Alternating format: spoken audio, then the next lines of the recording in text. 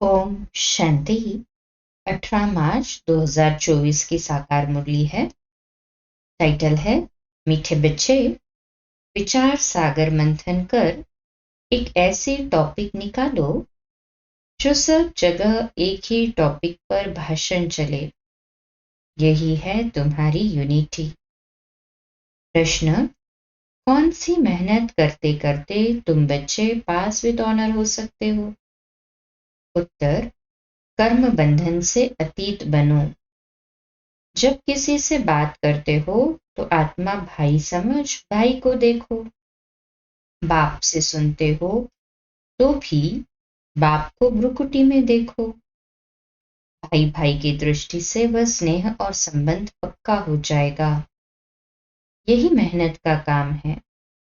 इससे ही पास with honour बनेंगे। ऊंच पद पाने वाले बच्चे ये पुरुषार्थ अवश्य करेंगे। ओम शांति। मीठे मीठे बच्चों को समझाया गया है, ये है मृत्यु लोक। उसकी भेंट में अमरलोक भी है। भक्ति मार्ग में दिखाते हैं, शंकर ने पार्वती को अमर कथा सुनाई। अब अमरलोक में तो तुम जाते हो, शंकर तो कथा सुनाते नहीं। कथा सुनाने वाला ज्ञान सागर एक ही बाप है। शंकर कोई ज्ञान सागर नहीं जो कथा सुनाएंगे। ऐसी ऐसी बातों पर तुम बच्चों को समझाना है। काल पर जीत कैसे पाई जाती है? ये जो नॉलेज है वह अमर बनाती है। इससे आयु बड़ी होती है। वहां काल होता नहीं।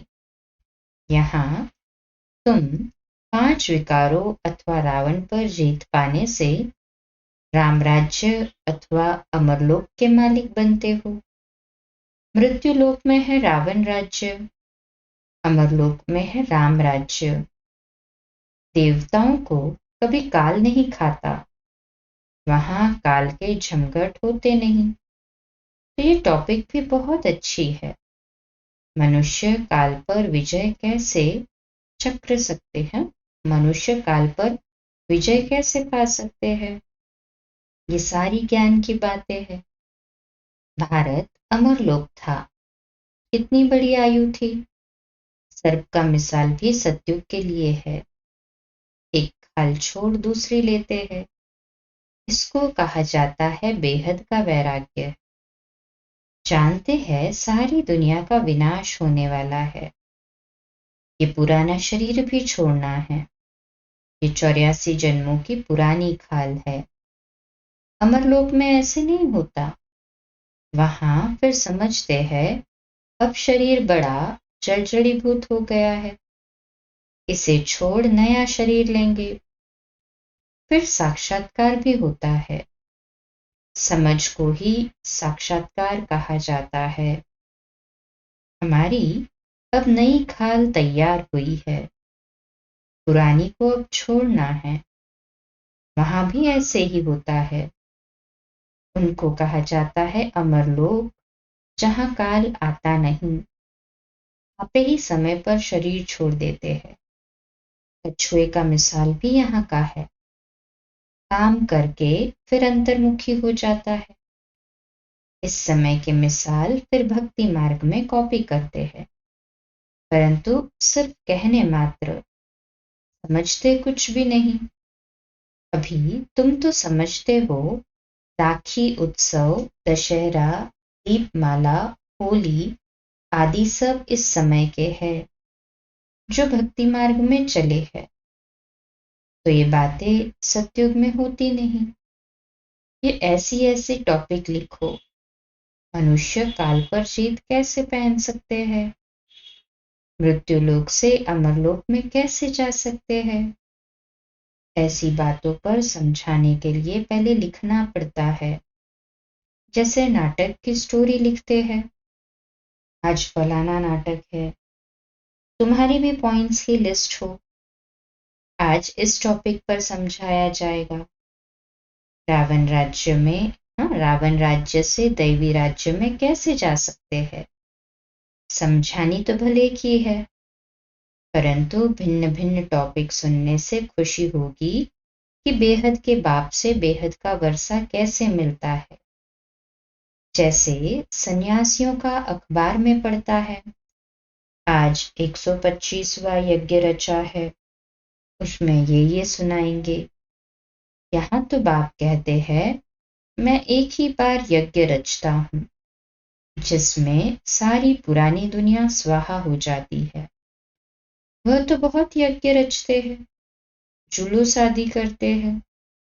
यहाँ तो तुम जानते हो, ये रुद्र शिव बाबा का एक ही यज्ञ है जिसमें सारी पुरानी दुनिया स्वाहा हो जाती है, नई दुनिया की स्थापना हो जाती है और तुम जाकर देवता बन जाते हो।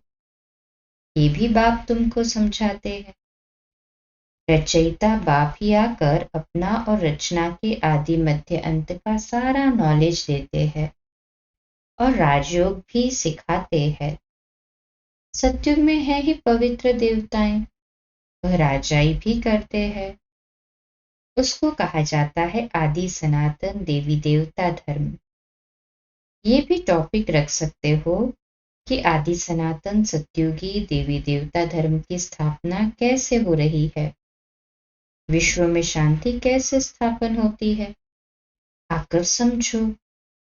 परमपिता परमात्मा के सिवाय विश्व में शांति स्थापन करने की राय और कोई नहीं दे सकते। राय देने वाले को भी प्राइज मिलती है। विश्व में शांति स्थापन करने की प्राइज कैसे और कौन देते हैं, ये भी टॉपिक है। ऐसे विचार सागर मंथन कर टॉपिक निकालनी चाहिए। ऐसा प्रबंध हो जो सब जगह एक ही टॉपिक हो, सबका कनेक्शन रहेगा। ऐसी लिस्ट बनाकर पहले इशारा दे देना चाहिए, फिर समाचार दिल्ली में आना चाहिए। सबको मालूम पड़ जाए कि सब जगह ऐसा भाषण चला। इसको कहा जाता है यूनिटी। सारी दुनिया में डिसयूनिटी है। राम राज्य का गायन है, शेर गऊ इकट्ठा जल पीते हैं। त्रेता में ऐसा गायन है जो सतयुग में क्या नहीं होगा। त्रेता के लिए ऐसा गायन है, बाबा कहते तो सतयुग में क्या नहीं होगा। बाकी शास्त्रों में तो अनेक कथाएं लिख दी है। तुम तो बाप से एक ही कथा सुनते हो, दुनिया में ढेर कथाएं बनाते रहते हैं। द्वापर से लेकर कलयुग तक जो भी शास्त्र आदि चलते हैं, वहां तो वो होते नहीं। भक्ति मार्ग की सब बातें पूरी हो जाती है। यहाँ तुम जो कुछ भी देखते हो वह सब है इविल। उनको देखते हुए न देखो, सुनते हुए न सुनो। अब जो बाप समझाते हैं वही बुद्धि में रखो। हम संगम योगी ब्राह्मण कितने ऊंच है, देवताओं से भी ऊंच है। इस समय हम ईश्वरीय औलाद है, धीरे धीरे वृद्धि को पाते रहते हैं। इतनी सहज बात भी किसकी बुद्धि में नहीं आती है। हम ईश्वरीय संतान हैं तो जरूर स्वर्ग के मालिक होने चाहिए, क्योंकि वह बाप स्वर्ग की स्थापना करते हैं। करोड़ों वर्ष कह देने कारण कोई बात याद नहीं रहती है। बाप आकर याद दिलाते हैं, ये तो 5000 वर्ष की बात है। तुम देवी देवता थे, अब फिर तुमको वही बनाते हैं। सम्मुख सुनने से कितनी खुशी और रिफ्रेशमेंट आ जाती है। बच्चे जो सयाने हैं, समझू है, उनकी बुद्धि में आता है हमको बाप से वर्षा तो जरूर लेना है। बाप नई दुनिया रचते हैं तो जरूर हम भी नई दुनिया में होने चाहिए। एक बाप के तो सब बच्चे हैं। सबका धर्म, सबके रहने का स्थान, आना जाना सब भिन्न भिन्न प्रकार का है। कैसे जाकर मूल वतन में निवास करते हैं, ये भी बुद्धि में है। मूल वतन में सीजरा है, सूक्ष्म वतन में सीजरा नहीं दिखा सकते। वहां जो कुछ दिखाते हैं वह सब है साक्षात्कार की बातें। ये सब ड्रामा में नोंद है। फिर सूक्ष्म वतन में भी जाते हैं, वहां मूवी चलती है। बीच में मूवी का भी ड्रामा बनाया था, फिर टॉकी बनाया है। फिर टॉकी बना है। टॉकी माना यहाँ पे साकार वतन में, साकार मनुष्य लोक में बातें होती है। सूक्ष्म वतन में सूक्ष्म शरीर परिष्ठा चोला होता है, परंतु आवाज नहीं होती, इसलिए मूवमेंट है, टॉक नहीं है, इसलिए कहते हैं सूक्ष्म वतन में मूवी। परमधाम साइलेंस वर्ल्ड, वहां साइलेंस। सूक्ष्म वतन में हलचल, लाइट का शरीर, इसलिए मूवी। और साकार वतन में बातें भी, शब्द भी, इसलिए टॉकी। साइलेंस का तो ड्रामा बन न सके। बच्चे जानते हैं हम साइलेंस में कैसे रहते हैं। जैसे वहां आत्माओं का सीजरा है, वैसे यहाँ मनुष्यों का है। तो ऐसी ऐसी बातें बुद्धि में रख तुम भाषण कर सकते हो। फिर भी पढ़ाई में टाइम लगता है, करके ये भी समझ जाए, परंतु याद की यात्रा कहाँ, जिससे धारणा और खुशी हो। अभी तुम यथार्थ रीति योग सीख रहे हो। बच्चों को समझाया है, सबको भाई भाई देखो। आत्मा का तख्त तो ये है, इसलिए भागीरथ बाबा का सिंहासन भी मशहूर है। जब किसी को समझाते हो तो भी ऐसे समझो हम भाइयों को समझाते हैं, यही दृष्टि रहे। इसमें ही सारी मेहनत है।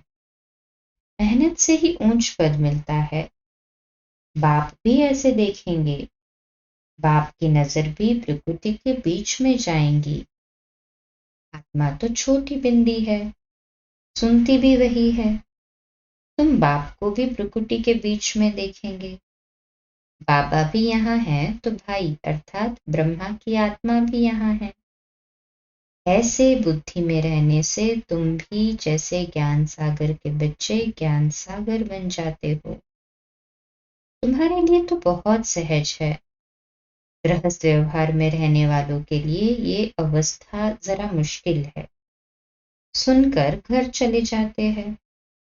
वहां का वातावरण ही और है, यहाँ सहज है। बाबा युक्ति बहुत सहज बताते हैं। अपने को आत्मा समझो, बाप को याद करो, ये भी भाई है। इस दृष्टि से कर्म बंधन से अतीत हो जाएंगे।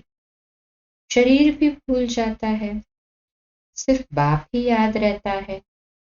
इसमें मेहनत करते रहेंगे तब पास विद ऑनर होंगे। ऐसी अवस्था में बिरला ही कोई रहता है।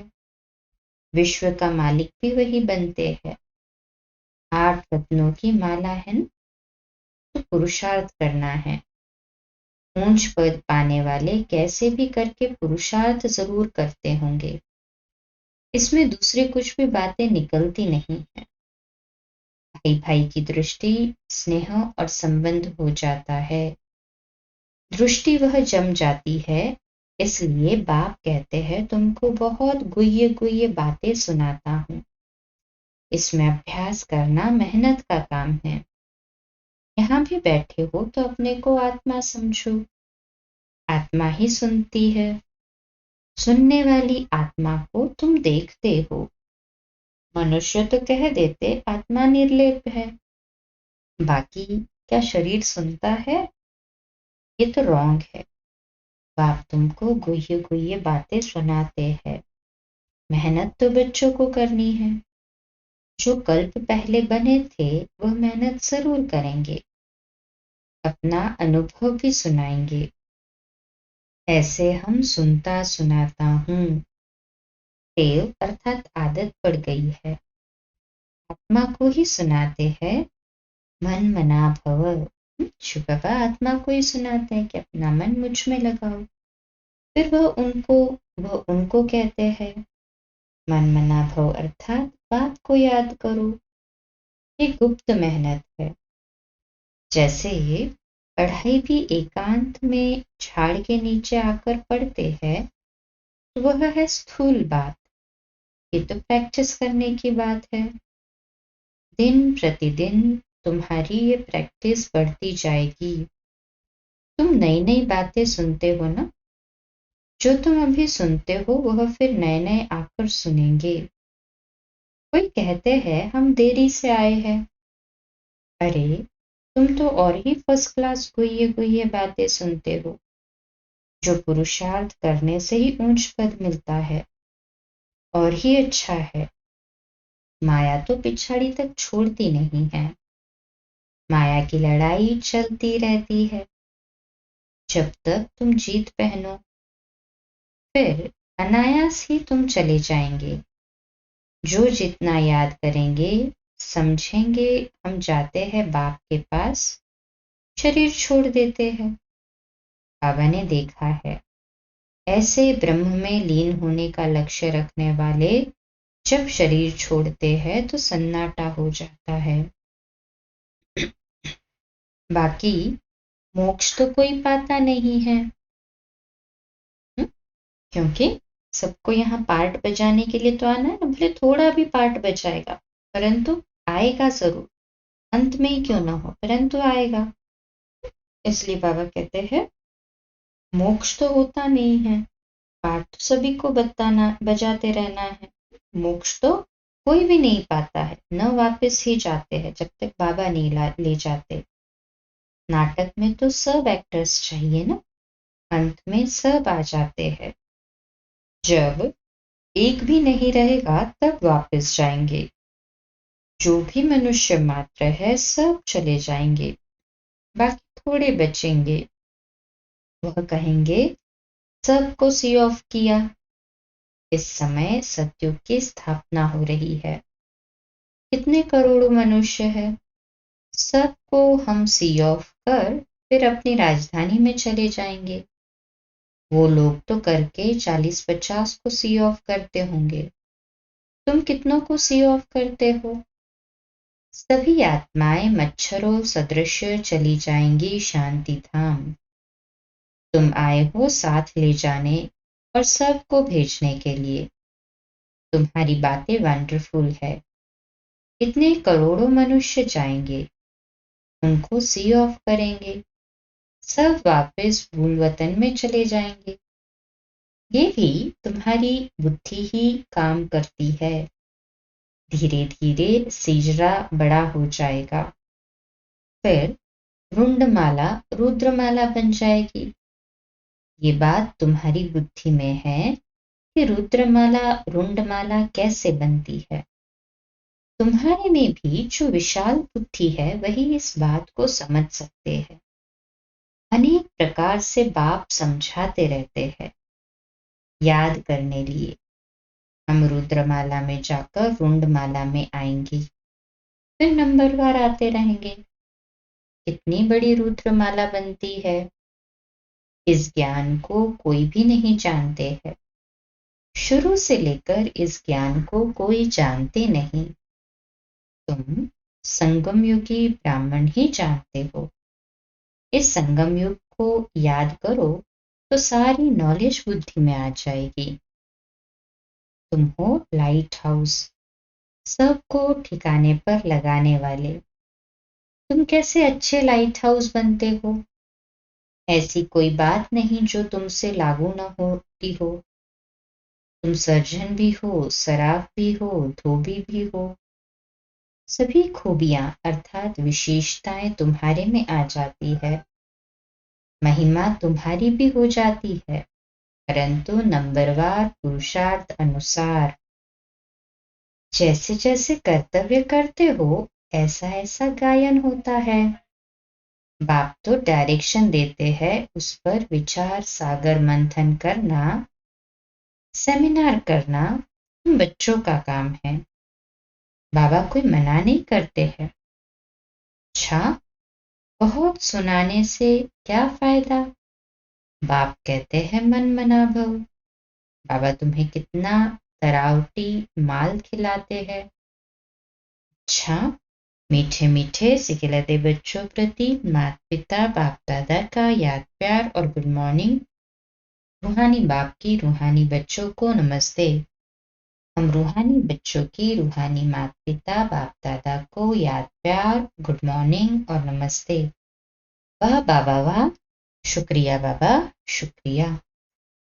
धारणा के लिए मुख्य सार है। पहली पॉइंट, सदा नशा रहे कि हम संगम युगी ब्राह्मण देवताओं से भी ऊंच है, क्योंकि अभी हम ईश्वर की औलाद है। हम मास्टर ज्ञान सागर है।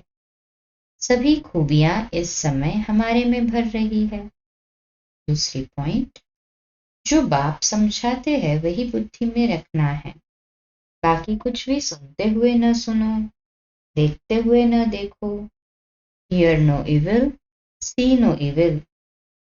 आज का मीठा वरदान, ईश्वरीय सेवा द्वारा वैरायटी मेवा प्राप्त करने वाली अधिकारी आत्मा भव। विश्लेषण, कहा जाता है करो सेवा तो मिले मेवा। ईश्वरीय ज्ञान देना ही ईश्वरीय सेवा है। जो ये सेवा करते हैं उन्हें अतीन्द्रिय सुख का, शक्तियों का, खुशी का वैरायटी मेवा मिलता है। ब्राह्मण ही इसके अधिकारी हो, क्योंकि आपका काम ही है ईश्वरीय पढ़ाई पढ़ना और पढ़ाना, जिससे ईश्वर के बन जाए। तो ऐसी ईश्वरीय सेवा करने से ईश्वरीय फल के अधिकारी बन गए। इसी नशे में रहो। तो आज का सोमान भी लिखने और अभ्यास करने के लिए है। मैं अधिकारी आत्मा हूं। मैं अधिकारी आत्मा हूं। स्लोगन है, बाप के साथ रहकर कर्म करो तो डबल लाइट रहेंगे। बाप के साथ रहकर कर्म करो तो डबल लाइट रहेंगे। जितना हम बाबा के साथ में रहेंगे, बाबा मैं आपके साथ हूँ, बाप को साथ में रहकर कर्म करने से हैवीनेस नहीं रहेगा, क्योंकि पता है हमारा जिम्मेवार बाप है। तो जब जिम्मेवारी बाप को दे दी तो फिर क्या सोचना और क्या चिंता। सदा बाप को साथ रहकर कर्म करने से डबल लाइट रहते हैं। आज का अव्यक्त इशारा है, बेगमपुर का बादशाह अर्थात सर्व खुशियों के खजाने का मालिक। खुशियों का खजाना ब्राह्मणों का जन्म सिद्ध अधिकार है। इस अधिकार के कारण ही आज श्रेष्ठ आत्माओं के नाम और रूप का सत्कार होता रहता है।